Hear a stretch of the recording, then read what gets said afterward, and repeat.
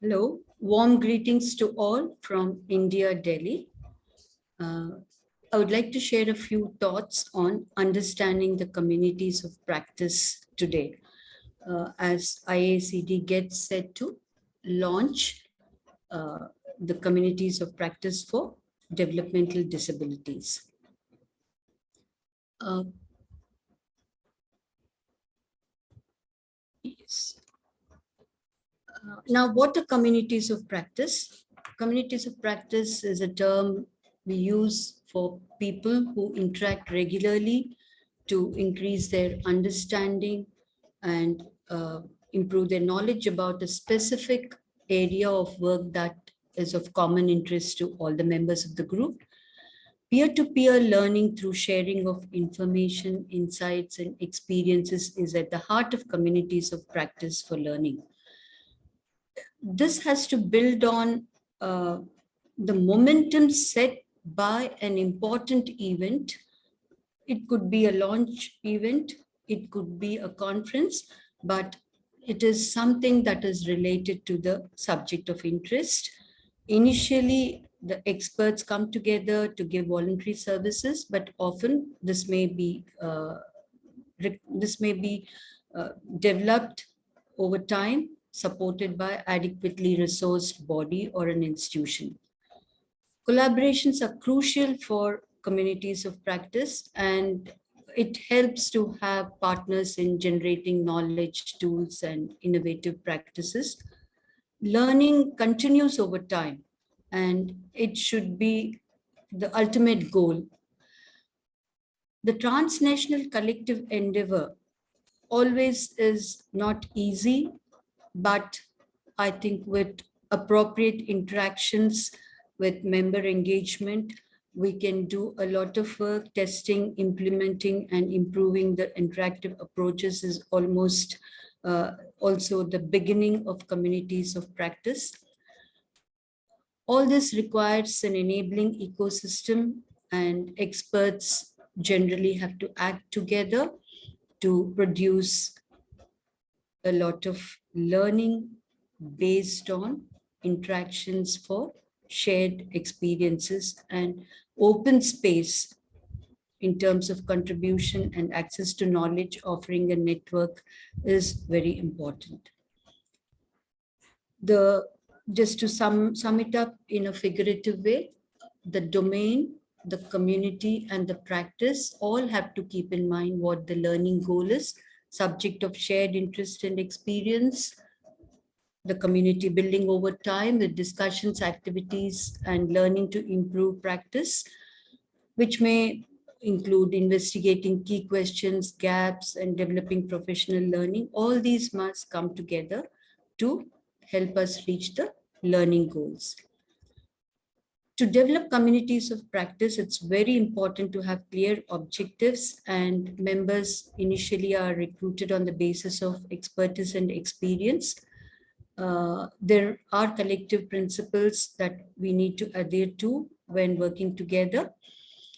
Learning agenda must be identified almost as one of the initial steps, and people can contextualize successful modules and even try to validate if required, because one module may be successful in one geographical area and we need to see how it goes in a transnational framework.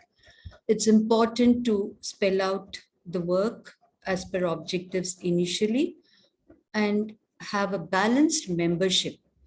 Gender, north, south, knowledge, and practice all need to be balanced as membership grows. Sometimes an international body may choose to support communities of practice with certain terms of reference. The first steps, of course, are very important. Setting up a web portal for digital presence is something we are seeing happening now. That is a crucial step.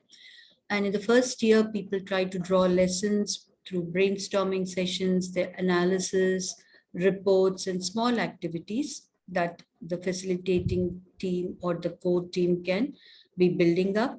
And we all need to have several discussions, webinars, and it's important that we have our profiles also well described in brief, so that we are a community of practice who have a good idea of who the other members are.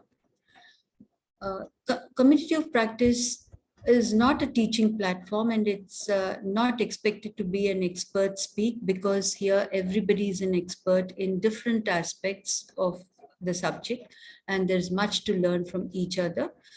It is not a tenured project. As I said, it evolves over time. In fact, the first year is a lot of learning, and actual actions takes time. And so it's a dynamic platform growing organically.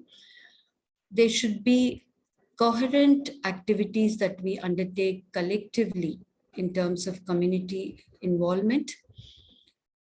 A COP should not be limited to periodic discussions or webinars as standalone activities, while webinars can be a part of the way we interact and get to learn. Successful communities of practice have very original collective action, often have clear principles about how they support each other or build networks with resources. There must be enough experts from different geographical areas, especially Global South. People who have less opportunities among the members from Global South should see it as generating new opportunities for them, new opportunities for learning as well as for action.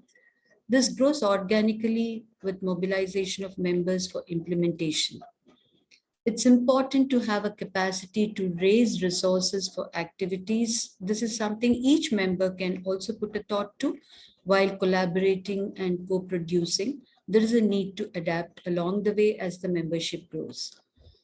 The members of community of practice actually need to make connections and build on collaborations and memberships. So I've just tried to represent this in a small figure diagram, where a cross-country facilitation team takes the responsibility of establishing network and partnerships in the initial stage, with the first few members drawn from academic research, practitioners, NGO partners, development partners who work with the issue of disabilities. Health system influencers, policy makers, and other experts are also required in a cross-disciplinary learning.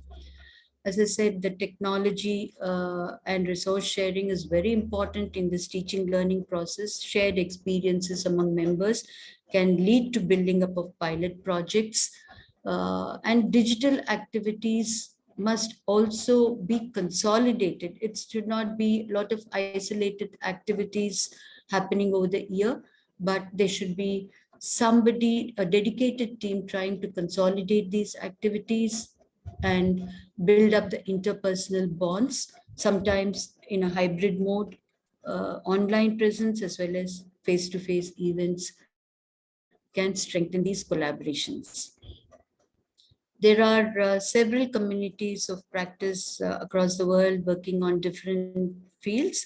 And here is a link you can all go into to know more about communities of practice.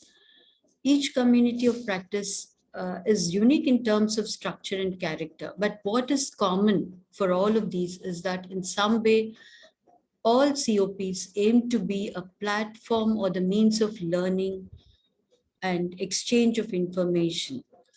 Collaborations with a collective identity, and in fact, the sociologist and educational expert Wenger was the one who first gave this idea of communities of practice. And I would like to end this presentation by quoting him. Learning is actually experience, doing, belonging, and becoming. So we have to find meaning in our experiences, look at what we are doing, and build up our practices with the community of members that all acquire a sense of belonging and become an identity. Thank you.